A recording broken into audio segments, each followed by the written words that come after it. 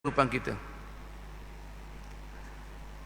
Kita pada Jumaat yang telah lalu telah membahas bahawa bulan Ramadan itu sebagaimana yang dibagikan oleh Rasulullah sallallahu alaihi wasallam, 10 awal, 10 yang kedua dan 10 yang terakhir. Daripada yang 10 ini, yang 3 ini dapat menentukan kita punya darjah dan level kita di sisi Allah Subhanahu wa taala, dan itu juga kita ambil daripada pembahagian keimanan tingkatan agama yang Rasulullah sallallahu alaihi wasallam jelaskan kepada Sayyidina Jibril waktu ditanya, mal islamu wa mal imanu wa mal ihsanu. Ditanya tentang undang-undang sama ada yang berkaitan dengan ibadat ataukah muamalat secara zahir. Nah, dan undang-undang yang berkaitan dengan ibadat dan muamalat secara batin. Nah, dan intisari yang diambil daripada pelaksanaan undang-undang itu secara zahir dan secara batin yang menimbulkan kecintaan kita kepada Allah Subhanahu wa taala dalam melaksanakan undang-undang itu.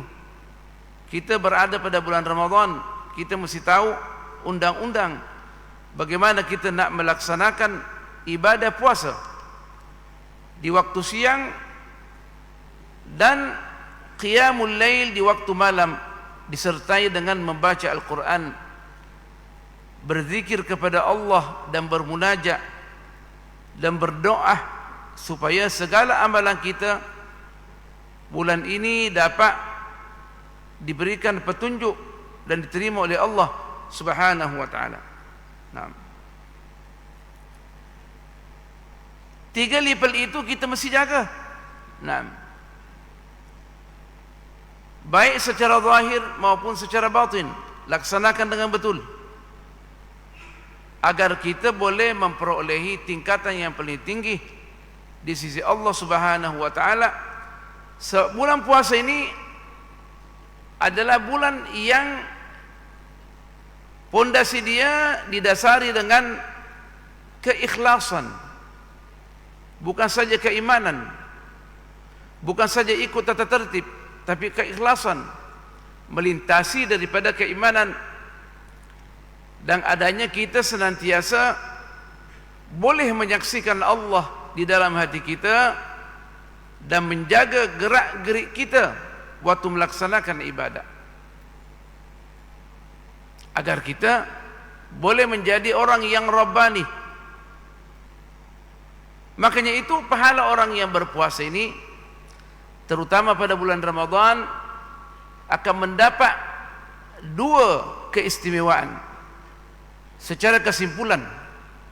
Pertama, mendapat keagungan dan keberkatan di dalam kehidupan kita. Keberkatan kita tidak akan perolehi bila mana kita tidak sampai kepada puncak keagungan melalui pelaksanaan ibadah kita. Makanya itu Rasulullah sallallahu alaihi wasallam dalam hadis yang diriwayatkan oleh Al-Imam Ibnu Khuzaimah dalam sahihnya,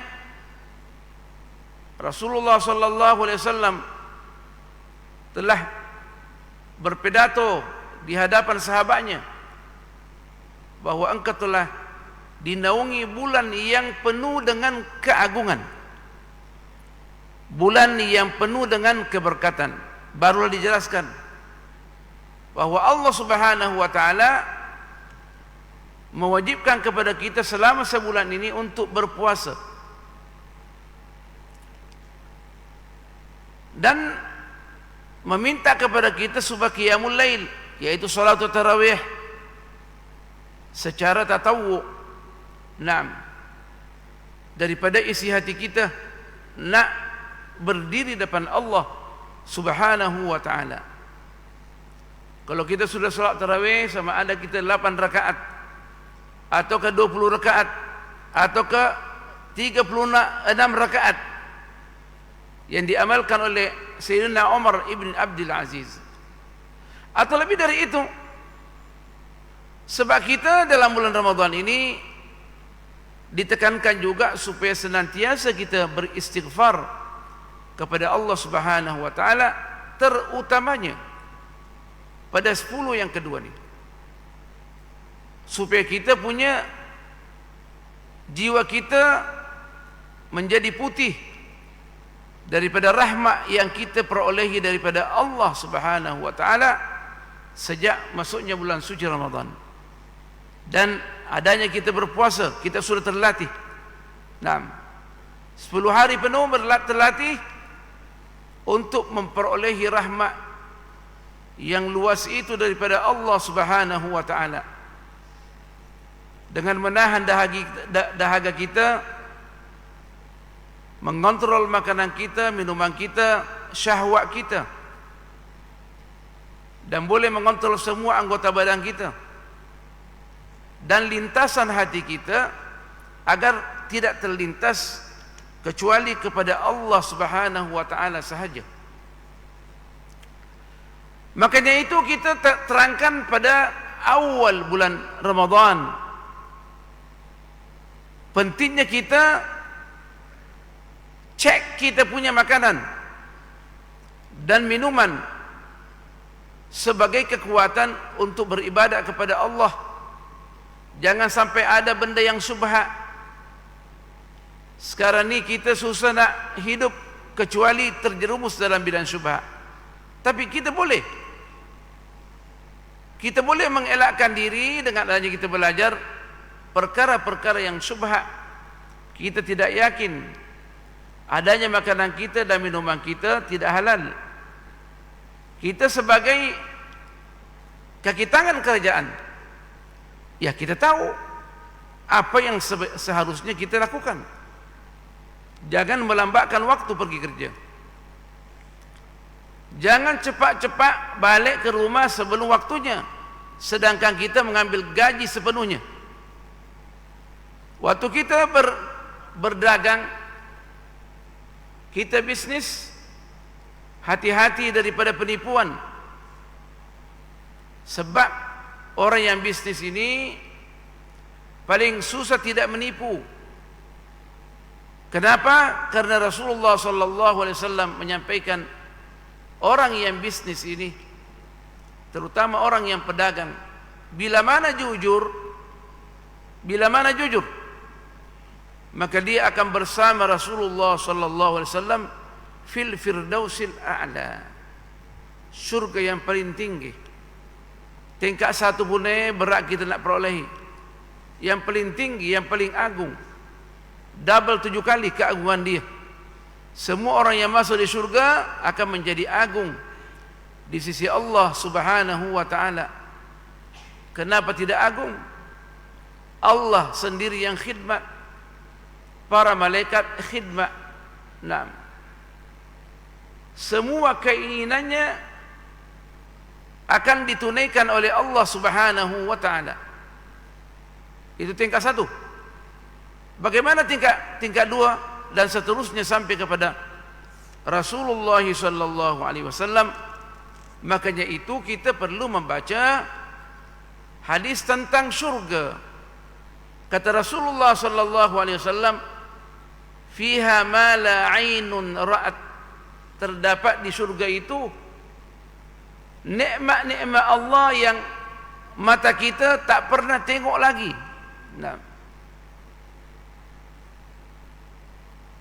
Wala udhunun sami'at, telinga kita tak pernah dengar. Persamaan ada apple, buah kurma, tapi tidak demikian. Tidak sama apa yang kita tengok di dunia tentang nikmat Allah Subhanahu wa taala. Wala khatara ala qalbi bashar, dan tak pernah terlintas di dalam hati mereka tentang nikmat yang Allah persiapkan bagi orang yang beriman terutamanya orang yang melaksanakan puasa mengikut rukun-rukun dia, syarat-syarat dia, sunnah-sunnah dia, dan tata tertib dia untuk sampai kepada puasa yang memberikan laqab la'allakum tattaqun, mudah-mudahan engkau menjadi orang yang bertakwa. Meskipun ketakwaan itu juga melalui 3 peringkat ini, undang-undang zahir dan undang-undang batin, dan intisari daripada undang-undang yang zahir itu dan yang batin itu. Naam. Jadi apa yang perlu kita laksanakan untuk menghindari daripada makanan yang syubha ini dan minuman yang mana dialah yang boleh menguatkan keimanan kita, dan pada waktu yang sama bila mana makanan yang syubha itu kita tak boleh kontrol, dia akan mengontrol syahwat kita, dan ini sangat berbahaya. Syahwat boleh mengontrol kita bila mana kita tak menjaga makanan dan minuman kita. Dan ingat tuan-tuan, bahwa kita sekarang berada pada zaman kebanyakan makanan kita dan minuman kita dikontrol oleh musuh Islam. Nah, apakah anda yakin daging yang kita makan disembelih dengan syar'i, disembelih mengikut aturan syarak?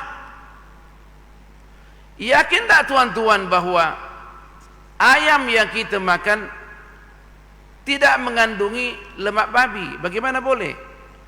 Pupuk yang diberikan tu, apakah dia tidak dicampur baurkan dengan apa yang berkaitan dengan babi?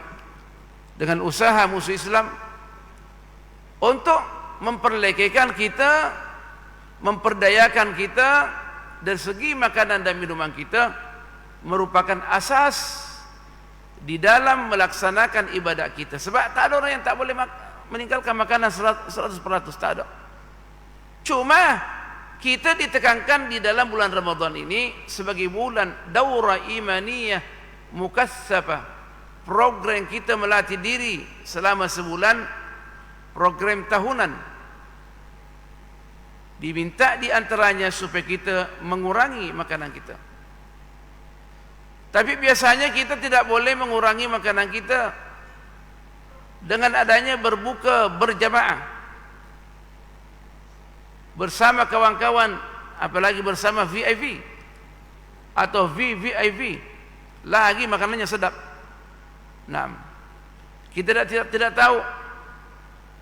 Nah, minyak sapi dan lemak-lemak yang ada, apakah dia tidak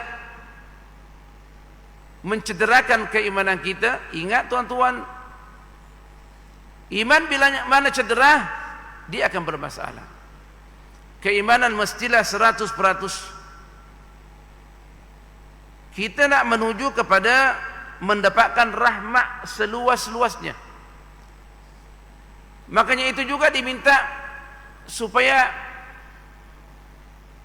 selain daripada kita mengontrol makanan, kita mengontrol mata kita dan pendengaran kita, supaya boleh terkontrol lidah kita yang sangat berbahaya, yang merupakan asal usul untuk menghancurkan pahala puasa kita. Kan itu yang ditekankan oleh Rasulullah waktu berpuasa, diminta supaya kita punya omongan ini dikontrol, jangan sampai berbuat dusta. 4 perkara bila mana kita jaga, kata Rasulullah, tak perlu dia bimbang tentang apa yang telah menimpa dia dalam kehidupan dia. Yang pertama, sidqul lisan, adanya kata-kata kita benar, tidak ada kata-kata bohong. Nah, bila mana kita punya hifdzul lisan ini, sidqul lisan ini boleh dikontrol, biasanya kita boleh menjaga amanah Allah Subhanahu wa taala dan menjaga amanah saudara kita. Amanah Allah, laksanakan puasa dengan baik, laksanakan salat dengan baik, kita bermasalah di dalam pelaksanaan puasa dan salat kebanyakan daripada kita. Kemudian kita diminta supaya kita senantiasa memperbaiki akhlak kita, akhlak dengan Allah, akhlak dengan manusia. Jagalah akhlak kita bagaimana Rasulullah sallallahu alaihi wasallam pada bulan Ramadan mengurangi tidur, mengurangi makan demi untuk memperolehi keridhaan Allah Subhanahu wa taala. Bagaimana Rasulullah sallallahu alaihi wasallam bila mana bulan Ramadan, maka tidak ada yang dapat mengalahkan Rasulullah sallallahu alaihi wasallam di dalam mengeluarkan sedekah dan zakat. Tidak ada yang boleh mengalahkan Rasulullah sallallahu alaihi wasallam di dalam membantu masyarakat. Padahal dunia sangat terbatas. Kenapa boleh mengalahkan orang lain? Sebab Allah Subhanahu wa taala tidak melihat banyaknya daripada sedekah yang kita keluarkan. Allah nak melihat kita adanya zakat yang kita keluarkan pada bulan suci Ramadan ini bersumberkan daripada pencaharian yang halal. Nah, supaya boleh mempergunakan sedekah kita itu dengan baik untuk meningkatkan keimanan dia melalui puasa dan solat dia. Nah, kalau tak demikian akan bermasalah. RM1 yang halal daripada hati yang ikhlas, sebagaimana Rasulullah sallallahu alaihi wasallam boleh mengeluarkan bilion, boleh mengalahkan bilion-bilion. Sebab Allah Subhanahu wa taala hanya melihat daripada amalan kita, sama ada solat itu, zakat itu, haji itu, sedekah kita, zakat kita, nah, dia berkualiti atau tidak berkualiti. Allah melihat kualiti.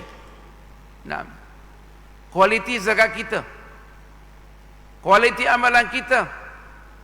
Sampai dikatakan oleh ulama, satu rakaat salat tarawih atau qiyamul lail yang kita laksanakan dengan baik boleh mengalahkan 1000 rakaat. Apalah artinya dia rokok tidak tepat rokok dia, sujud tidak tepat sujud dia.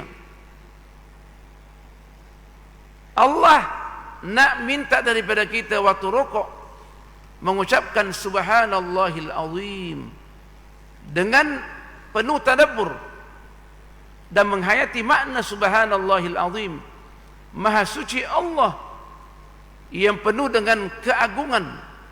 Maksudnya apa? Maksudnya kita mensucikan Allah, dan insya-Allah Allah akan mensucikan kita di akhirat, di dunia ini sebelum kita masuk kubur, dan Allah akan menjadikan kita agung, agung yang sungguh-sungguh. Jadi feedback daripada kita mengatakan subhanallah atau alhamdulillah untuk sampai kepada tahap keagungan, sebenarnya tidak kembali kepada Allah Subhanahu wa taala. Semuanya kembali kepada kita. Allah sudah memberikan statement dalam Al-Quran, wallahu ghaniyun 'anil 'alamin. Allah tidak perlu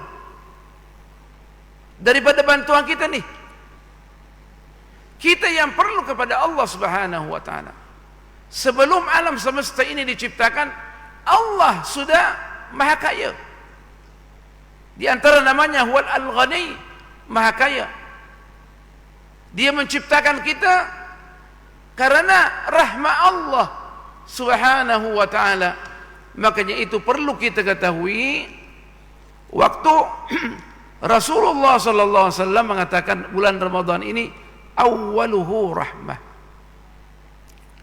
wa awsatuhu maghfirah, pertengahan dia kita sekarang ini adalah maghfirah, Mudah-mudahan Allah sudah mengampuni dosa-dosa kita dengan prosedur yang telah ditetapkan di dalam melaksanakan puasa bulan suci Ramadan dan melaksanakan salat qiyamul lail, yaitu salatut tarawih, dan semua salat yang dikerjakan sesudah kita salat isya. Diminta kita waktu kita berpuasa supaya semua jiwa raga kita berpuasa daripada selain daripada Allah menuju kepada Allah Subhanahu wa ta'ala, sebab dia merupakan tingkatan keikhlasan yang paling puncak di dalam melaksanakan puasa ini.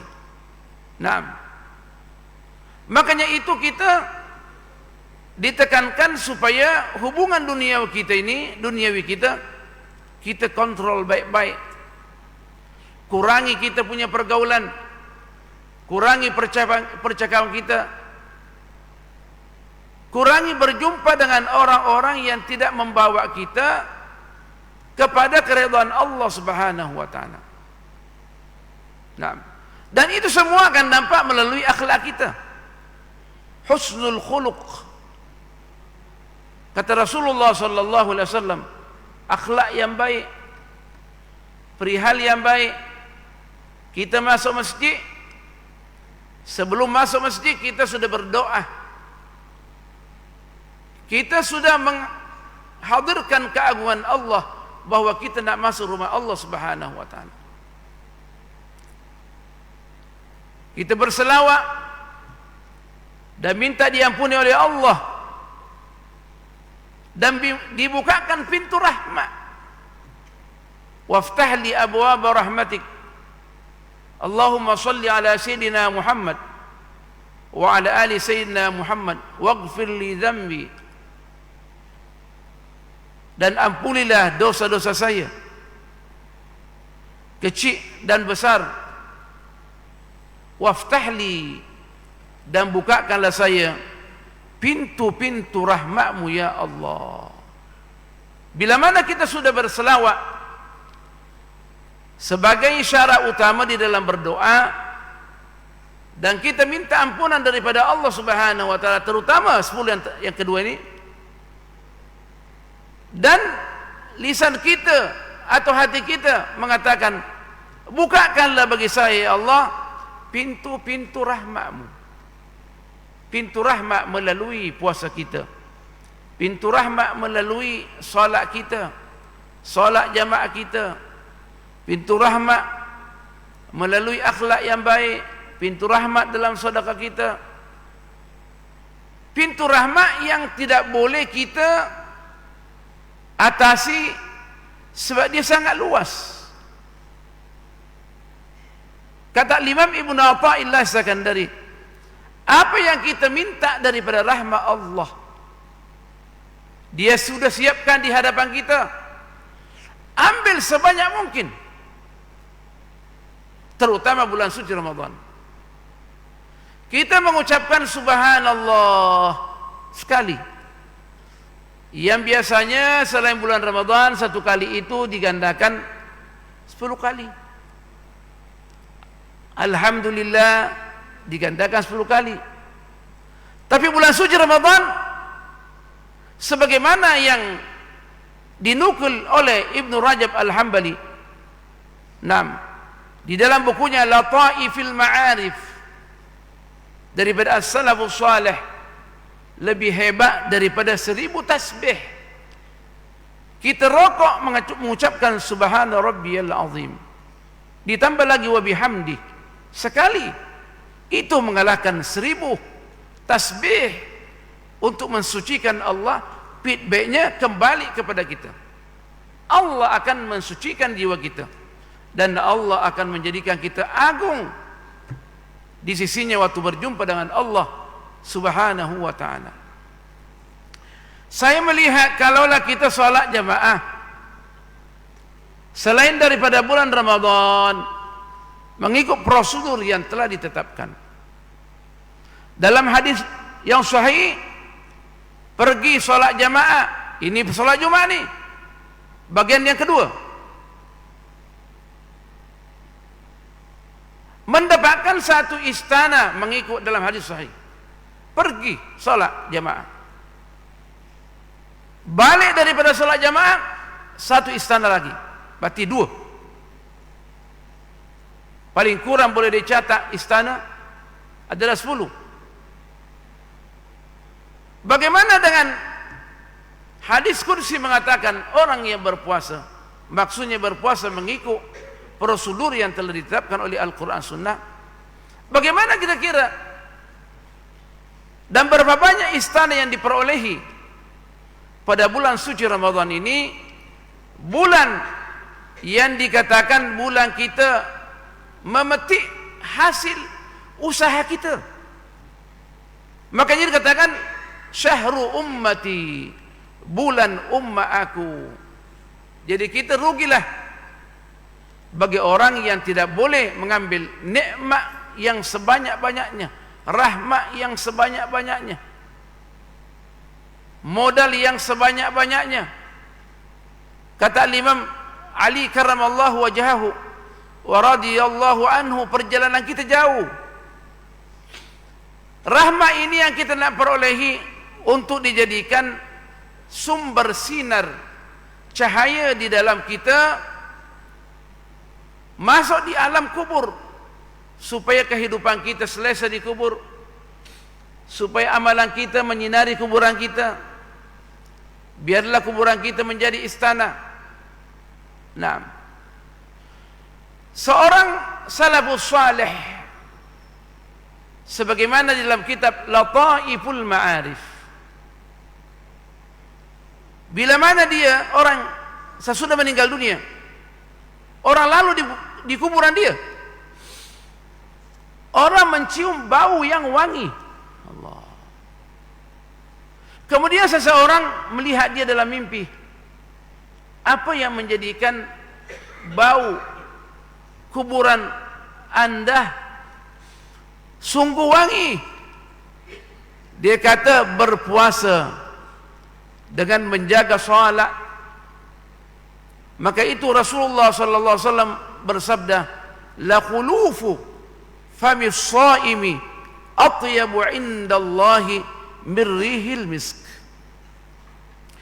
Perubahan mulut kita yang sangat berbau itu karena puasa, itu lebih wangi, lebih baik dan lebih baik di sisi Allah daripada bau minyak misk. Minyak misk di sisi Allah Subhanahu wa taala. Nah, lebih wangi. Berdasarkan hadis ini, sebahagian ulama wal fuqaha mengambil kesimpulan fikih bahwa kita waktu berpuasa tak usahlah menggunakan obat gigi, meskipun juga siwak, supaya bau yang melekat di mulut kita itu diberikan penilaian.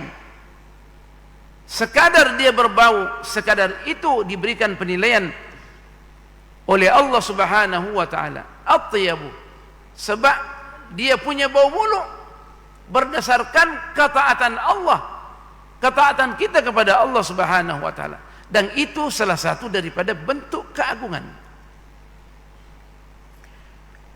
Daripada bentuk keagungan ini kita mendapat segala bentuk keberkatan. Kenapa Rasulullah sallallahu alaihi wasallam mendahulukan atakum wa adhallakum, engkau telah dinaungi bulan yang penuh dengan keagungan dan keberkatan. Rasulullah tidak mendahulukan keberkatan, sebab keberkatan ini diperolehi setelah kita mengambil banyak rahmat yang menjadikan kita agung. Berapa banyak agung tapi tidak mendapat keberkatan dalam kehidupan dia. Bercakap tidak baik, mengeluarkan statement tidak baik, berarti keagungan dia hanya semata-mata di dunia, bukan di dunia dan di akhirat. Allah dan Rasulnya menghendaki daripada kita supaya keagungan kita yang kita perolehi di dunia ini boleh menjadi kelanjutan untuk akhirat. Itulah segala bentuk keberkatan. Makanya itu Al-Imam Abdul Halim Mahmud mengatakan asal usul kehidupan kita untuk membawa kita kepada Allah, maksudnya adanya semua amalan kita diberkati oleh Allah Subhanahu wa ta'ala. Tentunya ini kembali ke pondasi kita, adanya kita ikhlas di dalam melaksanakan puasa kita. Berhati-hatilah dengan niat kita melaksanakan puasa, niat yang secara umum dan niat waktu tiap-tiap malam. Hadirkanlah, berpuasalah dengan baik karena Allah Subhanahu wa ta'ala.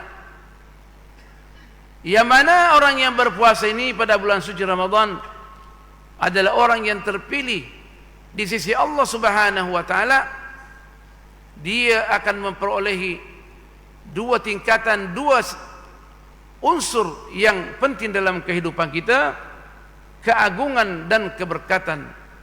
Yang boleh kita lihat awal-awal kita puasa yang Rasulullah sifatkan awwaluhu rahmah.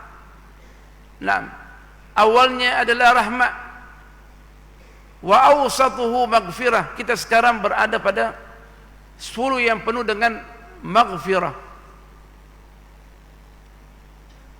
Kalau itu kita dapat, kita otomatis akan mendapatkan wa akhiruhu itqum minan nar insyaallah. Dan 10 yang terakhir kita dibebaskan daripada api neraka. Tentunya biasanya orang yang dibebaskan daripada api neraka ini dia mendapatkan keistimewaan di dalam waktu datang malam Lailatul Qadar. Makanya itu kita waktu sujud, waktu kita salat, waktu kita sahur, waktu kita berbuka puasa, memanglah kita punya doa. Naam, Allahumma laka sumtu wa bika amantu wa ala rizqika aftartu. Itu yang pendek doanya. Tapi kita minta juga doa yang terbaik selain daripada kita bersyahadat, beristighfar sebelum kita berbuka, asyhadu an la ilaha illallah, zikir waktu kita berbuka, astaghfirullah, nas'alukal jannata, kami minta memohon daripadamu ya Allah mendapatkan syurga, wa na'udzubika minan nar, dan berlindung kepadamu daripada api neraka. Allahumma innaka afuwun karim tuhibbul afwa fa'fu anni ya karim. Engkau mencintai, senang memaafkan hambamu. Engkau adalah pemaaf, senang memaafkan hambamu, maafkanlah saya wahai Tuhan yang paling mulia. Tidak ada yang paling mulia daripada Allah Subhanahu wa ta'ala. Bila mana demikian, maka kita akan dijadikan orang yang termulia bila mana diterima, terutamanya kita pada nanti pada 10 akhir. Dan kita minta daripada Allah Subhanahu wa ta'ala senantiasa dalam sujud kita, Allahumma barik li fi hadha syahril azim, berkatilah saya pada bulan yang agung ini, wa ballighni lailatul qadr, dan berikanlah saya peluang untuk sampai pada malam Lailatul Qadar. Atau wa ballighna, berikanlah kami kesempatan semua untuk sampai kepada malam Lailatul Qadar. Wa ballighna lebih bagus, sebab kita mendoakan saudara-saudara kita, mendoakan orang-orang yang kita sayang. Bila mana demikian, ada malaikat yang bertugas mengatakan waktu kita berdoa, mendoakan saudara kita, doamu dulu yang pertama ditunaikan oleh Allah. Fa'fu anna ya karim. Dan di antara doa ini adalah wasiat Rasulullah kepada Sayyidatuna Aisyah bila mana berjumpa dengan Lailatul Qadar. Makanya itu kita berdoa, wa barik li, Allahumma barik li fi hadha syahr wa ballighna Lailatul Qadar waktubna min ahli. Jadikanlah aku pemenangnya ya Allah. malam Lailatul Qadar untuk memperolehi ampunan daripada segala bentuk dosa-dosa kita yang telah lalu dan akan datang. Mengikut riwayat yang telah diriwayatkan oleh Al-Imam Ahmad bin Hanbal dalam musnadnya, satu-satunya yang meriwayatkan bila mendapatkan malam Lailatul Qadar, bahwa dia bila mana dia sungguh-sungguh nak memperolehi malam itu, dan itu semua salafus saleh 6 bulan sebelum Ramadan dia berdoa, dan sesudahnya untuk tingkatan yang paling tinggi ini, mendapatkan anugerah yang paling tinggi. Kita kalau di dunia ini kemungkinan, kalau seandainya masyarakat biasa yang nak sampai kepada tingkatan yang tinggi, kita ada datuk, ada Tan Sri, ada Tun, ada yang tinggi lagi kah? Di sisi Allah lebih hebat lagi daripada Tun. Apa itu? Ampunan Allah, dan Allah menjadikan kita sebagai hamba yang terpilih. Allah berbangga di tengah-tengah malaikatnya dan orang-orang yang disayang dan para rasul terhadap orang yang tunduk kepada peraturan Allah Subhanahu wa ta'ala, terutama bulan ini. Bagaimana kita boleh berpuasa dengan baik, berhati-hati waktu berbuka, terutamanya berbuka kita secara beramai-ramai, biasanya di masjid. Jangan melambatkan sembahyang maghrib, waktu di mana sembahyang maghrib ini waktunya sangat singkat. Kita sering tertipu, kebanyakan kita tertipu, kita melambatkan sembahyang maghrib. Asyafaqul ahmar sudah muncul, menunjukkan solat maghrib pelaksanaannya waktu itu adalah makruh. Maksudnya makruh bagi konsep usul fikih, dikurangi pahalanya. Mujur kalau tak dikurangi pahalanya. Takut bila mana Allah tolak kita punya sembahyang maghrib, sudah limpas waktunya. Apalah artinya kita berpuasa tapi solat kita tak jaga dengan baik? Apa artinya? Sedangkan yang menentukan adalah solat 5 waktu, pelaksanaannya mesti tepat. Jadi kita diminta supaya ambillah sebiji tamar, ambillah seteguk air, kita salat dengan penuh khusyuk, insya-Allah makanan tidak akan meninggalkan kita, makanan tetap ada. Lepas itu kita makan, baru kita lanjutkan salat sunnah kita, sunnah maghrib. Orang yang paling disayang oleh Rasulullah sallallahu alaihi wasallam, tentunya sebelumnya disayang oleh Allah, bila mana pelaksanaan salat dia pada awal waktu. Bukankah Rasulullah sallallahu alaihi wasallam waktu ditanya ayyul a'mali afdal atau khair, atau kama qala sallallahu alaihi wasallam, amalan yang paling baik untuk menjadi orang yang baik, kata Rasulullah sallallahu, as-salatu ala waqtiha, salat pada waktunya, awal waktu yang diminta. Meskipun kita diberikan keluasan sampai akhir waktu, waktu yang terancam, tapi yang terbaik pada awal waktu. Itulah hikmahnya kenapa Rasulullah sallallahu alaihi wasallam tidak menekankan mana solat sunnah sebelum maghrib. Ia nak laksanakan solat sunnah maghrib qabliyah, silakan. Yang tidak mau pun tidak ada apa-apa. Kenapa? Karena melihat faktor waktu. Kita habis duduk bercerita, ada lagi orang yang tadi sampai kepada saya, lepas dia berbuka puasa, dia pergi di samping masjid merokok lagi. Innalillah. Bagaimana kita nak diterima oleh Allah Subhanahu wa taala? Memasukkan dalam mulut kita di bulan Ramadan perkara-perkara yang dibenci oleh Allah Subhanahu wa taala. Bagaimana kita nak menjadi orang yang terpilih mendapat keampunan di sisi Allah Subhanahu wa taala? Ingat tuan-tuan, Rasulullah sallallahu alaihi wasallam penting kita sampaikan dalam satu hadis yang dianggap hasan dan sahih. Rasulullah sallallahu alaihi wasallam dia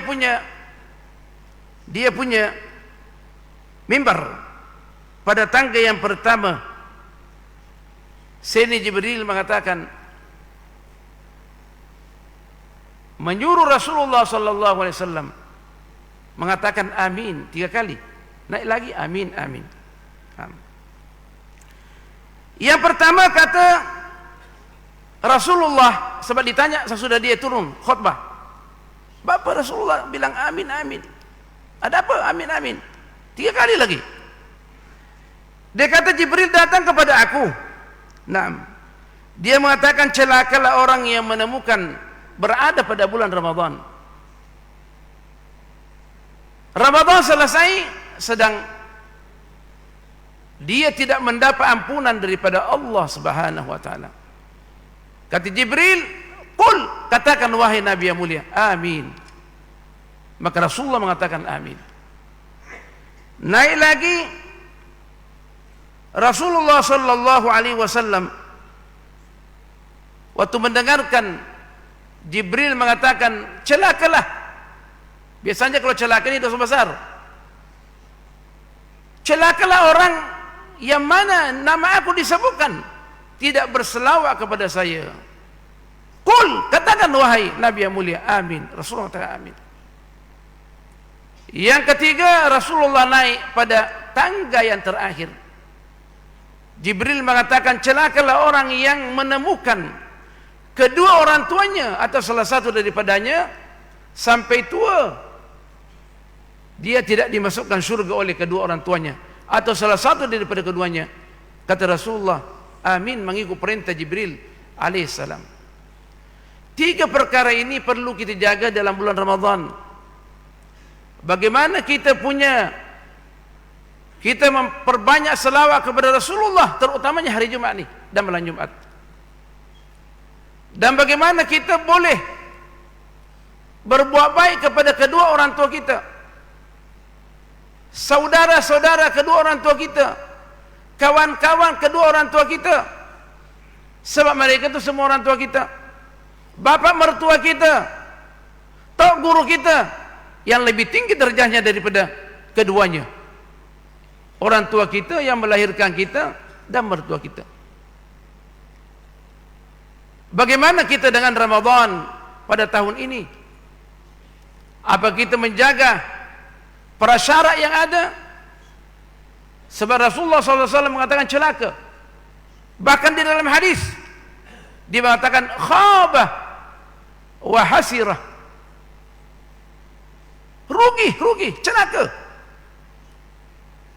Bagi orang yang menemukan man adraka Ramadan wa lam yughfar lahu, dia menemukan bulan Ramadan dan dia tidak dimaafkan oleh Allah Subhanahu wa taala. Ini adalah bulan yang 10 yang kedua ini adalah merupakan ruang yang luas supaya Allah mengampuni dosa-dosa kita, menjadi orang yang paling bersih di sisi Allah Subhanahu wa taala, untuk kita menuju kepada 10 yang terakhir memperoleh anugerah malam Lailatul Qadar, malam pelantikan wali. Mudah-mudahan kita pemenangnya insyaallah Subhanahu wa taala. Subhanakallah bihamdik, nashhadu an la ilaha illa anta, nastaghfiruka wa natubu ilaik.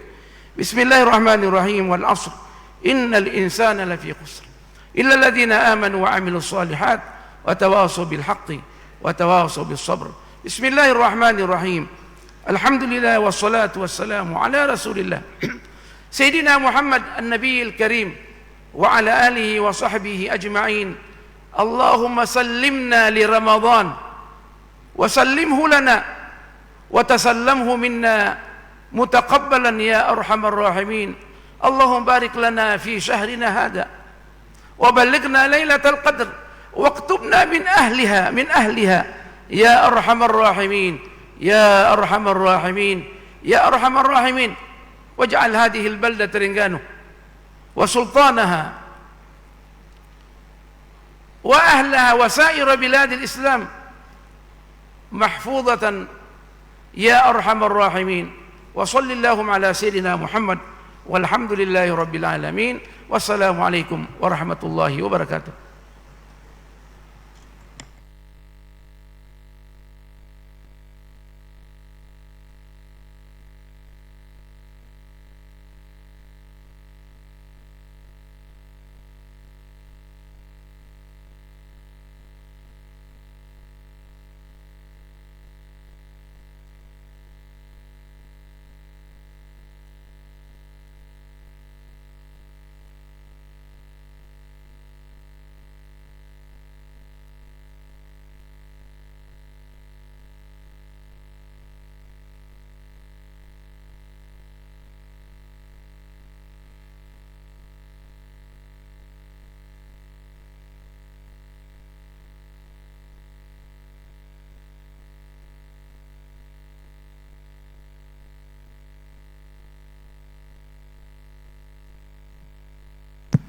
Subhanallah, alhamdulillah, lillahi akbar, wa la hawla wa la quwwata illa billahil aliyyil azim. Allahumma shalli ala sayyidina Muhammad al-karim.